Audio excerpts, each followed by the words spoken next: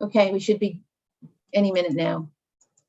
Meeting Yep, is we're now good. We're streaming. live. Yep. You're Okay, and I let Olga in too. She's Oh, somewhere. There she is. Olga, Hi. Olga's here also. Hi, Olga.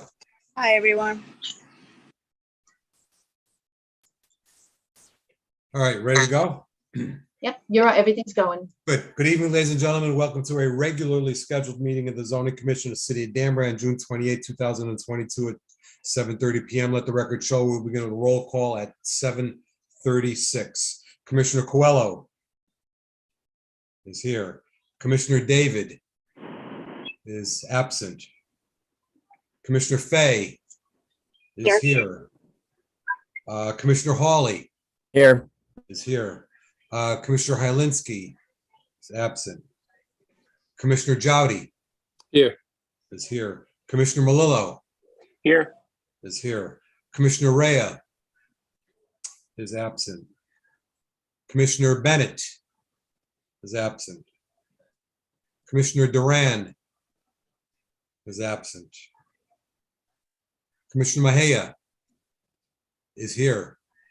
I'm here. There you go. Thank you. And I am Commissioner Haddad. 1, 2, 3, 4, 5, 6, 7. 1, 2, 3, 4, 5, 6, 7. Works out. Perfect. The next regular meeting is scheduled for July 12th, 2022. Let us all, whoever has their flags, stand for the pledge.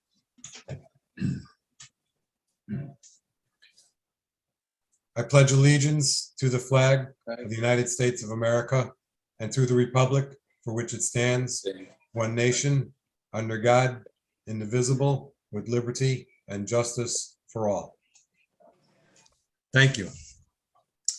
Regarding instructions for this evening, this meeting of the Danbury Zoning Commission is being held on Zoom as a virtual meeting. Even though this meeting is a virtual meeting, members of the public and interested parties continue to have the opportunity to participate in the meeting in a couple of different ways. You can participate via Zoom and see the audio and video, or you can call in by phone and participate via audio only. Please be aware that we may have to mute your microphone or telephone to avoid an echo or some other background noise. It's also being streamed live via YouTube. Instructions on how to participate in the meeting appear on the City of Danbury website, and all of the documents and materials that apply to the matters to be discussed during this meeting, including the agenda, are also available on the City of Danbury website. As always, if you have any questions, please contact the City of Danbury Planning and Zoning Department. As a reminder, the entire meeting will be posted on and can be seen on the City of Danbury website. We will follow the posted agenda as per our standard practice. If prior to the meeting, any questions or comments on agenda items were submitted via email to Sharon Calitro, those comments will be read during the appropriate portion of the meeting. Finally, please remember that technology glitches sometimes do occur. Please be patient if that happens. Commission members, everyone received, and it's a public record, the June 14th, 2022 Zoning Commission minutes, and also June 22nd, 2022 subcommittee minutes. Let us go first to the June 14th, 2022 meetings. Is there a motion to accept? Motion to accept the June 14th, 2022 minutes. I'll make a motion. Mr. Coelho, Commissioner Coelho makes a motion to accept. Is there a second? Second by Ms. Fay. Any discussion? All those in favor signify by saying aye. Aye. Aye. All those opposed? I don't hear any opposition or see any hands. Regarding the June 22nd subcommittee minutes that everyone also received, is there a motion to? Chairman. Yes, Mr. The Malone. only, since the only two members eligible to speak to the legitimacy of those minutes are Commissioner Jowdy and myself, I will make a motion to accept those subcommittee minutes. Mr. Jowdy, is a motion, will you second? Second. Thank you, Mr. Malillo. You two are in favor, signify by saying aye. Opposed? Aye. There are no public hearings for this evening. There are no continuation of any public hearings. Under old business for discussion of possible action, ZBA referral application number 22-14, which is 23-27 Rose Street, 25 Rose Street LLC, H13272, use variance. Section 3C1 and 5F2A to allow automobile dealership and repair service in the CBD zone. Section 7A 5C3 to vary requirement that all principal and fire exits shall have access to ground or structure leading to ground having continuous elevation above the 100-year flow level. And Section 9C1A to change from one non-conforming use to another non-conforming use in the CBD zone. The Zoning Board of Appeals public hearing is scheduled for July 28th, 2022. Commissioner Melillo heads that subcommittee, so I will call on him to see if he wants to make any comments on that, and then we'll have some comments from the staff. Mr. Chairman, I had Yes. the wrong date. I had the wrong date. Now the public hearing is scheduled for August 14th? No, 12th? It's the second Thursday in August, and I put the wrong date. It was originally scheduled for July 28th, and then they bumped it out because they wanted to wait for the recommendations. Okay, I so believe it's August 11th.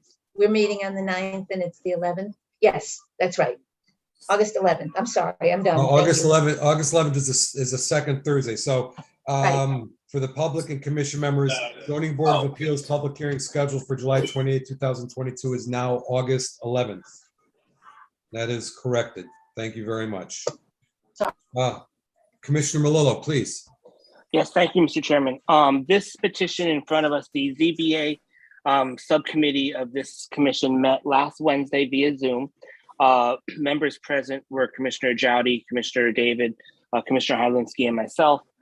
We met with Ms. Calitro, and then Joanna Reed was also there to capture the minutes, which we approved this evening. Ms. Calitro shared the layout, the basic scope with us. In short, this property currently, or most recently, was being used for building supplies as a non-conforming use. Prior to that, a use which was abandoned was a use of auto sales, which is also a non-conforming use currently. At the time, it was allowed, but we removed that use from our zoning regs back in the early 2000s when we did a revamp. They are looking to switch from one non-conforming use to another non-conforming use. The field card was in error noted the zone. However, the zoning enforcement officer did send a letter to the property owner clarifying what the proper zoning status of the property was prior to closing on the property. So the property owner and the applicant and the buyee should have been aware of the uses allowed in the zone when the closing occurred. So with that, we did discuss it, and Ms. Calitro can answer any further questions if we have any tonight for her. But the Zoning Commission Subcommittee is recommending that the commission as a whole give a negative recommendation to the ZBA for the following reasons: that the use is incompatible with the other uses allowed in the zone. It's inconsistent with the plan of conservation development. The zoning compliance letter was issued before they bought the property. And also we're asking that we include with our recommendation, a copy of Ms. Calitro's staff report, since that doesn't automatically get sent to the ZBA unless we send it on. Excellent. Thank you very much. Good report. And let us go now to Ms. Calitro, comments from the staff. Ms. Calitro. Thank you, Mr. Chairman. So I prepared a staff report dated June 16th, and kind of walk you through it without reading the entire thing. It is part of the record, obviously, on this referral. So the applicants at 25 Rose Street LLC applied for several variances to the ZBA. And because one of them includes a use variance under the zoning regulations in section 11B4A, the request for the use variance has to be referred to both the Planning Commission and the Zoning Commission for review and report. They are proposing to use the site for automobile sales and services on a lot in the Central Business District. I too had the wrong public hearing, so I apologize. So now it's corrected to August 11th. And as I indicated, there are 3 other variances that have been requested. As to the property itself, it's about 3/4 of an acre in size. These same applicants also own an adjacent property at 3337 Rose Street. In addition to the central business district zoning, the parcel is also located in the downtown revitalization zone. Automobile sales and repair is not a permitted use in the zone, hence the request for the variance. And the site is currently being used for the sale of building products, a use allowed by variance in 1976 and expanded in the second building by a variance again in 1978. The parcel is also located in the AE zone as noted on the firm maps because it is adjacent to the Still River. And I gave you a brief history of what's going on in the site, so just so that we can be clear, in the past uses. So the site was previously used for automobile repair in 1966. And at that point, the ZBA issued a certificate of location approval. At that time in 66, ZBA was the then sanctioning board for those location approvals.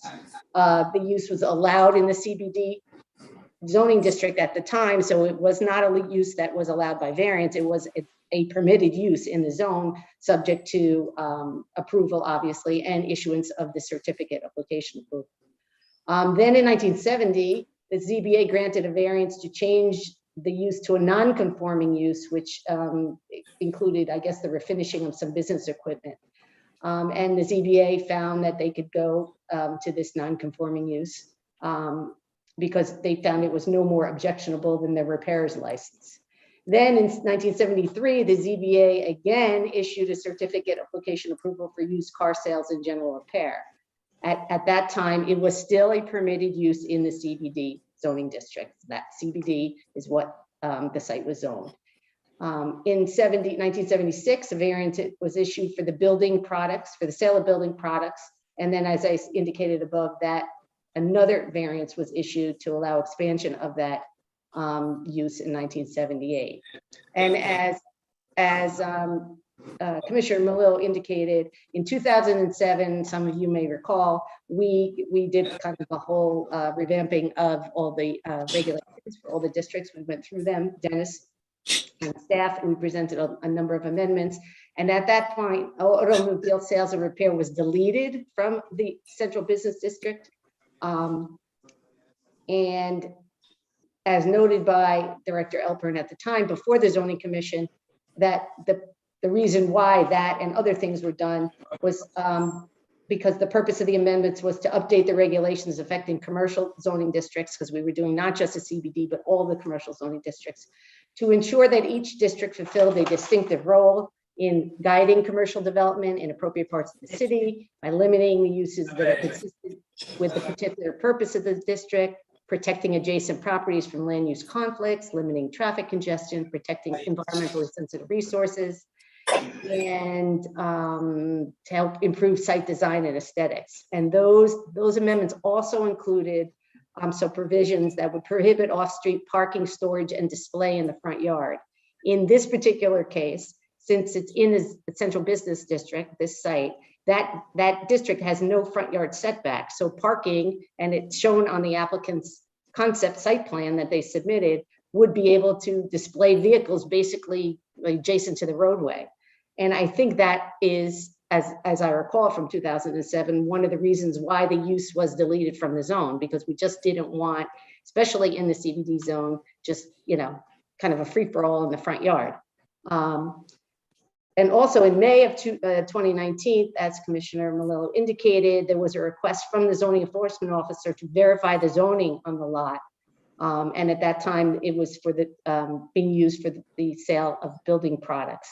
And the ZEO indicated it was a legal non-conforming use and that the site was zoned in the central business district. That letter was issued a month before the current owners closed on the property. And therefore the prior owner and this owner should have been made aware that property wasn't in the CBD zone as they indicate on their petition. And it doesn't really matter what the vision appraisal card says, because the official zoning map of the city of Danbury is what determines what zone it is. And they could easily have checked that. The zone has not changed in all these years. And then I noted there were some things on the application form that they failed to, check off. There were previous variances granted for the property, although in the statement of hardship, it notes some variances. They also marked that, no to the question as whether there are wetlands or resources on or near the parcel, and clearly we're adjacent to the Still River. We're right adjacent to the river. And while the application indicated there were no extensions or increases in the building footprint that were planned, that only interior alterations for offices and a showroom would be conducted, we don't have a grading plan, we don't have a utility plan, really don't kind of know what's going on the site. And the hardship given by the applicant as to why the use should be granted was attached, obviously, to the application. It kind of implies that, there were variances for automobile sales and repair in the past. That's not true. At the time, those uses were allowed in that zone. And it's not now, clearly, since 2007. Then relative to the issuance or comments on the issuance of the use variance, that we've been through this many times. Granting a variance extends the right to use the property for our use that's not extended to other landowners. The ZBA can't issue a variance for a use which is inconsistent with the general purpose and intent of the zoning regulations or impairs the integrity of comprehensive plan. Section 9C1A of the zoning regulations also prohibits, as Commissioner Malillo indicated, changing of one non-conforming use to another. They have also applied for that. Again, your role is relative to the use, but there are a lot of variances here to allow the use. So I think they're kind of all intertwined. And they're requesting a variance from section 7A5C3 of the floodplain regulations. And that regulation requires that if you're in that particular AE zone, you have to, the planning commission in making its finding on the request for a floodplain permit has to, and it requires that all principal and fire exits have access to ground or structure leading to ground having continuous elevation above the 100-year flow level. And why is that important? Because if there's a flood, you need to be able to get out of something that's below flood elevation. There are 13 parcels on the north side of Rose Street that are also in the AE zone. Therefore, this lot isn't different than any other lots in terms of, them proving an unusual or unique hardship as to why this should be, that particular variance should be granted. As to the non-conforming use, the zoning regulations recognize the right of, it's a legal non-conforming use. Non-conforming uses have a right to continue, but we should be encouraging lots to be used for uses and structures and brought in conformity with the regs as soon as constitutionally possible. That is kind of the backside of, don't change one non-conforming use to another non-conforming use. You should try to get it to become a conforming use. And the request to vary that section to go from one non-conforming to another non-conforming just does the opposite. And it allows a potentially more intense use on that site, not from building products, sale of building products to automobile repair, notwithstanding that, it was previously used for that, because there has been a determination that that use isn't appropriate in the zone anymore. In terms of the POCD, the land development map of the POCD identifies the site as in the central business district. The uses in that category include a wide range of retail sales and services, medical facilities, offices, entertainment, residences, community facilities, specifically excluding adult businesses. Given its location in the DRZ and the city's focus on and revitalization efforts in the CBD and the DRZ and the purpose and intent of the zone, we feel it's questionable whether an automotive sales and repair facility does really promote the downtown Danbury. There are other zones and other locations in the city within which that use may be and are located. Additionally, those uses on small lots kind of create conditions that could be disruptive to the neighborhood and potentially create unsafe traffic conditions, and those things relate to offloading of vehicles and parking on the public street and parking over a sidewalk and repair cars waiting to be repaired, kind of clogging up everything. And finally, again, the ZBA is the arbiter, as you know, of the zoning regulations. They're recognized in state statutes with the power to vary the strict letter of the regulations within prescribed limits and subject to meeting the requirements and conditions imposed. And you should only be allowing those variances as long as they maintain the spirit and intent of the regulations. We note again that the ZBA shouldn't substitute itself for a de facto mini zoning commission. You are the ones that determine what uses are allowed in the zone. That's your function in your legislative capacity under the statutes. The fact that the existing sale of building products use is allowed there by variance, or the fact that it used to be used as an automobile repair facility doesn't justify the use variance now. At the time it was used for that use, it was allowed in the zone. You guys made a decision in 2017 that use was not appropriate in that zone. And so for those reasons and the concerns we have relative to that use on that site, we would recommend that you issue a negative recommendation, and we would ask respectfully that you include the staff report that I've issued with your recommendation, as Rob indicated, because the Board of Appeals does not necessarily get a copy of this. So they would have the background at the time of the public hearing as well. Yeah, absolutely. Well, thank you very much. Commissioner Melillo, did you Yes, have any, Commissioner Haddad. do you have any comments or follow up on the staff report? I don't, although I would, so we can open it up for discussion purposes, like to make a motion that the zoning commission give a negative recommendation to the ZBA regarding this petition for the following reasons, and they're the same reasons mentioned earlier. The use is incompatible with the other uses allowed in the zone. It's inconsistent with the POCD. The zoning compliance letter was issued before the property was purchased. And also, I would like to instruct that the zoning commission's staff report be sent over to the ZBA to accompany our recommendation letter. Thank you very much. By the way, Ms. Mejia, you'll be sitting in for Mr. David this evening. Commission members, there's a motion by Commissioner Melillo with reasons to recommend a negative referral. Is there a second to that? Second by Mr. Jowdy. We got you, Mr. Jowdy. Thank you. So now let's open up for discussion. Commission members, any discussion? Any discussion for everyone? I assume understands the gist of this. They were brought out very comprehensively by Commissioner Melillo and Ms. Calitro, and I think everybody has a good understanding on it. Any discussion? Any discussion? Any discussion? Mr. Coelho, you unmuted. You have comments? Yes, can you hear me? Yes, we got you. All right, so there's a place not far, right around the corner from there that does, I think muffler repair, auto repair on Main Street. Is that a pre-existing non-conforming? Is that a different zone? Yeah, it most likely pre-existing non-conforming, yeah. It's been there a really Same long zone. time.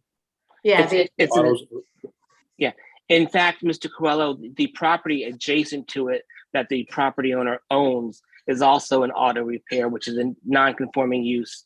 In the minutes, it reflects that one non-conforming use can't spill over onto a second parcel. So we wouldn't have to worry about that spilling over to this one. So those are some non-conforming uses that hopefully in the future would become made conforming. But right now, there's nothing that could be done about those. So they wouldn't be able to allow to sell cars on Main Street. No, because you cannot expand a non-conforming use. So what they're currently allowed to do right now, which would be auto repair, is allowed to continue to upgrade. Now, having said that, cars, let me note, the property next door to this property that the owner also owns, they do sell cars because that license did include a used car sale license that they had back when it was A1 Auto. So there is used car sales happening on Rose Street, but it would not be allowed to expand beyond that one parcel, that one property. Okay, and what about the area on Kennedy? By Kennedy Flats, is it? Yeah, There's like so auto I repair and sales there. Yeah, I can actually speak to that because back when I was chairman, the zoning enforcement officer issued several cease and desist to them for the sale of auto. That is only a repair license. So if they were to looking to become a sales performance, that would be an expansion of a non-conforming use, and that would not be allowed in the You zoning can't do regs. that, yeah. Okay. Just thinking of some things that are in the neighborhood that might be, similar, so. Right, but they could have been, they're there before 2007, they're legally allowed, as long as they're legal, allowed to remain. They just can't expand, and, they're subject to the zoning requirements as they are, but they can continue. So at this location, had that business stayed in place, or a business had stayed in place since 2000 or previous to 2007, it would be a pre-existing non-conforming that could have switched hands, sold to a new owner, and still existed. Right, but they basically gave that up when they applied for a variance for a different non-conforming use. Which was the construction equipment, Yes, correct. material across the street, the siding Building company or whatever. materials. Yeah. I Yes, gotcha. Okay, thanks for clarifying that. Thank you, Commissioner Coelho. Commissioners, any other comments, questions? It's a motion with reasons and a second. Any other discussion? Any other discussion? Any other discussion? A yes vote is to recommend is to send in a negative referral. A yes vote is to send in a negative referral. So let's do roll call, or let's do a vote on that. Commissioner Malillo, Yes. Commissioner Jowdy,